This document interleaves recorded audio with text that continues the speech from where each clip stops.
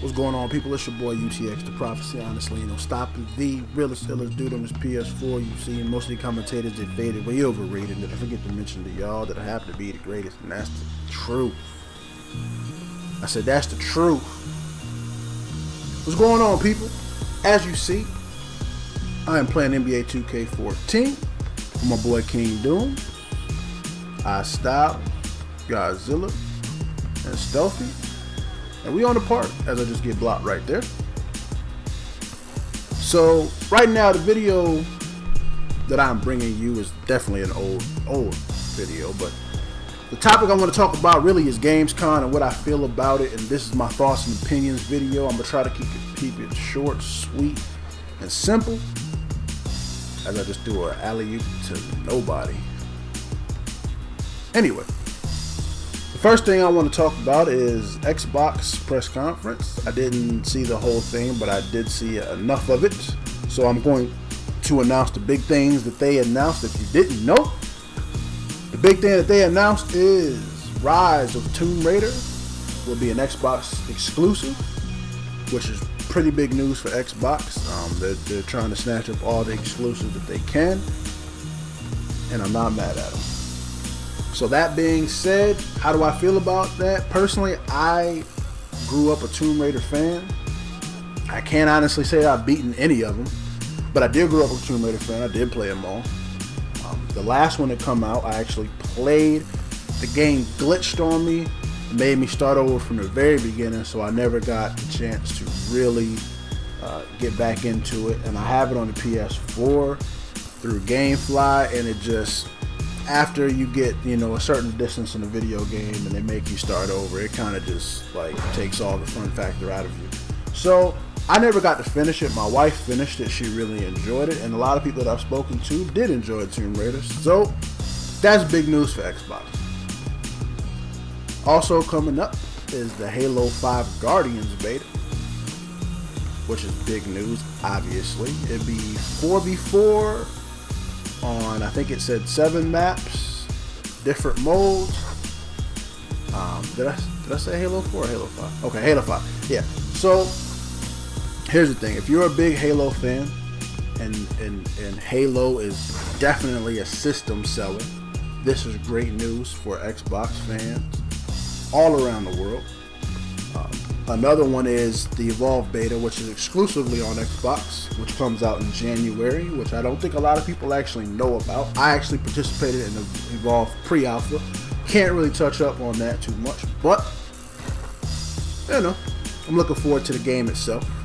The Evolve did obviously get pushed back, which was very sad, but if anything they do to make it better, I am happy with.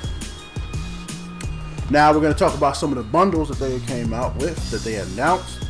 The Call of Duty Advanced Warfare is getting its own bundle with a 1 terabyte hard drive. That right there, 1 terabyte hard drive, is an amazing feat.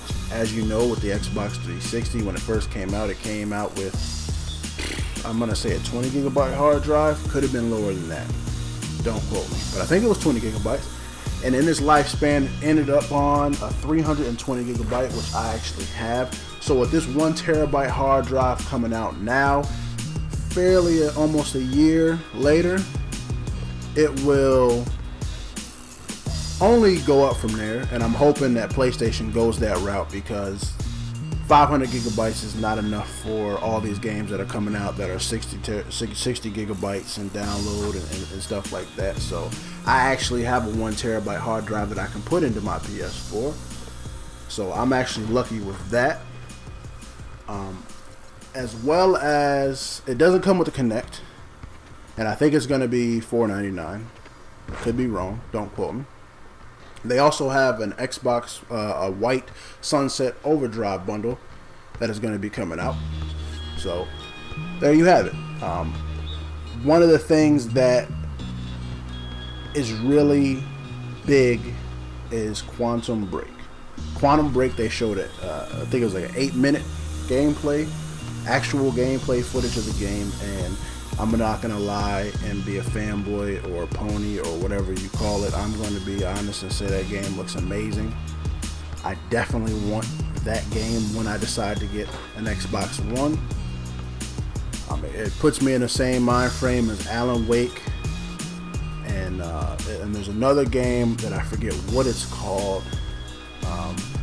and you can control time. Obviously, Prince of Persia and other games have the stuff like that in there, but I forget what the game I'm speaking of is. And if you know what it is, put it in the comment section. So that actually looks really amazing. Is it an Xbox? Is it a buyer? Like, would I buy an Xbox One specifically for that game? No, because it has to have more to it than just a story mode. I'm all about multiplayer, so I will not buy a system based off of one single player. Even if it was Gears, and Gears is my baby, everybody knows that. But if Gears were to come out and it was only single player, I would not buy an Xbox One off of that. It has to have multiplayer as well. They also announced that Smite will be coming on Xbox One, and that they are really trying to push indie developers and let them know that we are here. We want indies just as well as Sony does. Sony obviously making it more of a priority, showing them that the indies are here, they're here to stay, and we have more. And I love indie games. I'm not one of those people that hate indie games. I've never once complained on Grown Man Game or any other thing that I've done. I love indie games. Don't Starve is amazing. Child of Light is amazing. Outlast is amazing. So I love these types of games. So that's just better for people like me. Now we're going to go on to the PlayStation side. They showed Bloodborne, which to me actually looks really fun. Bloodborne, it almost reminds me of Devil's May Cry, and it has like a darker feel to it, and it seems like it could be like even a horror, scary type of things, and I love the path that it's going. I wanted them to show a little bit more gameplay. Then you have Little Big Planet. I had the pleasure of playing the very first one. I never played the second one. PlayStation, when it went down, as you guys may remember, they gave Little Big Planet out for free, and I thought it was fun. It was definitely more fun than Knack, based off of Knack look, because I never played it. But Little Big Planet is a different kind of fun factor. It makes you feel like a kid, and it's almost what Nintendo does every time you pick up a Nintendo game. You just genuinely have fun with Little Big Planet. So guaranteed that I will be getting Little Big Planet 3. The big announcement is 10 million consoles sold. That's right, 10 million. That's a huge number. Coming so soon. That's big ups to Sony for doing that without having really any console sellers. People are just, wanting to get the new system, and they're waiting for the next big game. So they're going to continue to keep buying, but they have to show these games in order for people to stay, because people will trade in their systems and go the opposite way. Another big game that looked really fun is Until Dawn. Until Dawn looked like it almost looked like if you've ever seen Cabin in the Woods, it almost looked like it could have been one of those type of movie type of game. It looked really scary, and it's coming exclusively to the PS4.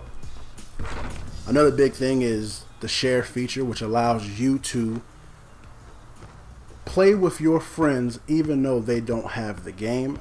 They didn't really explain too much on how this is going to work. This has been said a long time ago. It's not a brand new feature, but it is an amazing feature, and it will change the face of video games if it works out the way that it needs to, because then you will no longer need to have demos to games when you could just share it with people. So who do I think won? Another game, actually, hold on, I'm going to say they didn't show nothing but a trailer, but Hellblade looks amazing. It's coming to PlayStation first, so it's not exclusive, but it's a timed exclusive, so it'll be coming out on Xbox and probably PC much later. But that game looked really amazing. Just off the trailer, it had me hyped, it had me wanting to play it. So who do I think won? I think that Xbox did a better job at showing gameplay footage of their AAA or top tier games like Quantum and They showed Sunset Overdrive. That automatically puts them ahead in my books by a little bit based off of that, because people have been wanting to see these, these games, especially Quantum Break. So that really confirmed people. But with Sunset Overdrive, that actually bounced down to the bottom tier of what I wanted to get. Based off of what I seen, it just reminded me a lot of Gotham City Imposters, and it almost seems like I've seen everything that they've done in that game before, and it's nothing brand new. So it definitely scaled down from my wants list, but I will be getting it. PlayStation, I think, showed more games, to be expected, because there's so many indie games. So honestly, if I were to say who won, I would say the gamers won, and I hope you guys enjoyed this video. I try to bring it to you as quick as possible. Sorry it took so long. It's been real. Holla at your boy. Peace.